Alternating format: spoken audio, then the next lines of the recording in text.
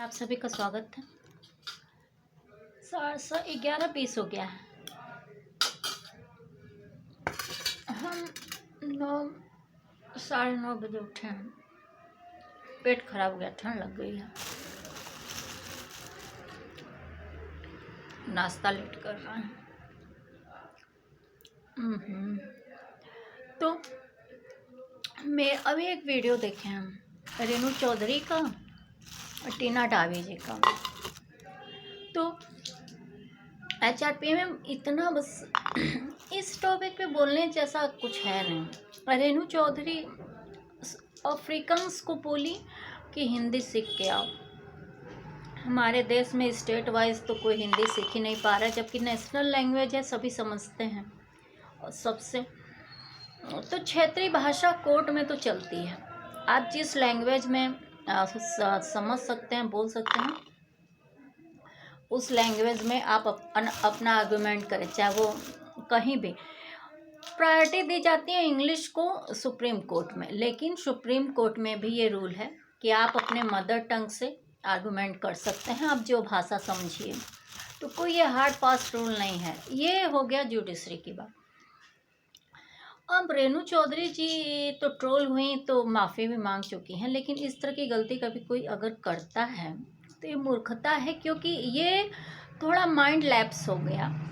जैसे कि मान लीजिए आप दूसरे कंट्री में जाएंगे तो वहाँ की लैंग्वेज सीख के नहीं ना जाएंगे। वहाँ पे तो गाइड मिलता है, ट्रांसलेटर मिलता है। तो इस तरह का रील्स बना के चर्चा होना बीजेपी के लिए थोड़ा शर्मनाक है। तो ये मैटर तो कोई तुल ही नहीं था चौधरी जी का। तो चौधराइन जी अपना ठीक है, माफ़ी वाफ़ी मांग ली, बढ़िया हुआ।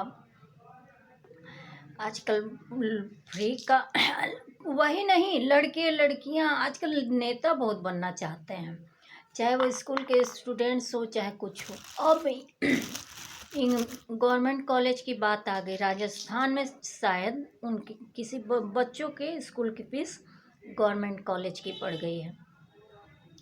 तो बच्चे अपना एप्लीकेशन, एक तो गवर्नमेंट के जो मेन हेड हैं उनके स्कूल के, एक वहाँ पे भी होते हैं, जिसमें कह दे कि भाई हम अपने स्कूल में ये रूल नहीं लागू कर सकते, ये फीस हम नहीं दे सकते, हम नहीं पढ़ा सकते वहाँ का, क्योंकि हमारे बच्चे ऐसे ऐसे हैं, ऐसे इकोनॉमिक कंडीशन में ऐसे पढ़ते हैं, दिक्कतें आएंगी, हम आपका ये सजेशन नहीं मान सकते। दूसरा है कि आप शिक्षा अधिकारी को बोलिए,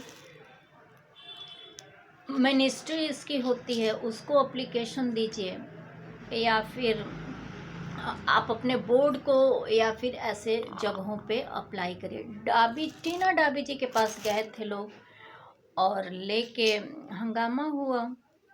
तो डाबी जी तो वाकई एक्शन तो ले ही सकती हैं। बात है कि शिक्षा का डिस्ट्रिक्ट लेवल पर मैनेजमेंट उनके हाथ में आता है। जो ये शिक्षा अधिकारी है और जो CMO होते हैं, चीफ मेडिकल ऑफिसर, ये दोनों डिस्ट्रिक्ट मजिस्ट्रेट को हेल्प करने के लिए उसी तरह ऑर्गन्स हैं जैसे प्राइम मिनिस्टर को हेल्प करने के लिए अदर इंस्टीट्यूशंस हैं। और DM जो होता है वो जो नगर पालिका है उसका कार्यकारी अधिकारी होता है। मेयर जो होता है वो रबर स्टाम्प होता है, जैसे प्रेसिडेंट है। ये लोकल सेल्फ गवर्नमेंट के रूल्स हैं कुछ।